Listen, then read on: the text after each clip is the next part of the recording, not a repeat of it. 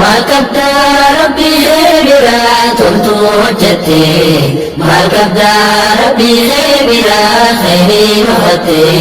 tansii fi rabbii jidduu qofatti hafte tansii fi rabbii jidduu qofatti hafte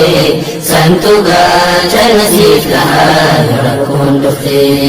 santu gaachana siif tahaa yoo rakkoon dhufte. زمني أكم همتي لا لا أبولا جيبين سادتي من ليس دفن جاللا نامو ما نقالوا ليتو فلا دمبولا ما نباه خنكي مليهم بيت قلا قرماني وانخنا ملي ونالت فلا ejjete rabbii kee wajjin qabdu siif tola khayrii waan rabbii himattu qabaadhu bola khayrii waan rabbii himattu qabaadhu bola. maal qabdaa rabbii biraa toltuu hojjette maal qabdaa rabbii biraa khayrii hubatte tansii fi rabbii jidduu qofatti hafte tansii fi rabbii jidduu qofatti hafte santu gaachana siif tahaa yoo rakkoon dhufte santu gaachana siif tahaa yoo rakkoon dhufte. maal lafaa qabda khayriyaa boleetti akhiraa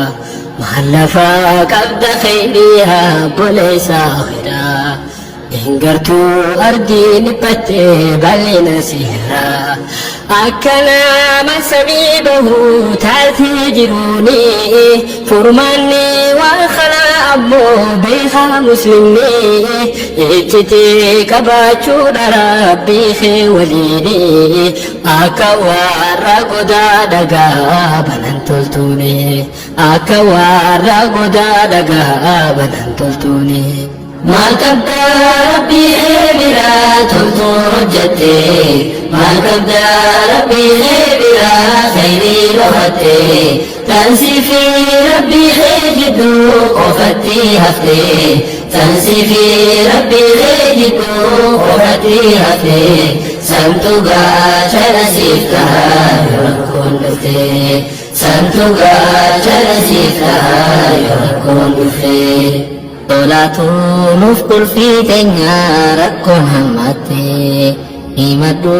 iccitiin khayrii rabbiif hojjette waan osoo niifi dandeessu rabbumaaf dhiifte rakkoo osoo namuun harkiin rakkataa furte sadaqaa harka mirgatan bitaa dhoysite santu keeysaa si lukkisa rakkoon hammatte namni rabbi isaa harkate waan hirkate namni rabbi isaa harkate waa hunda harkate.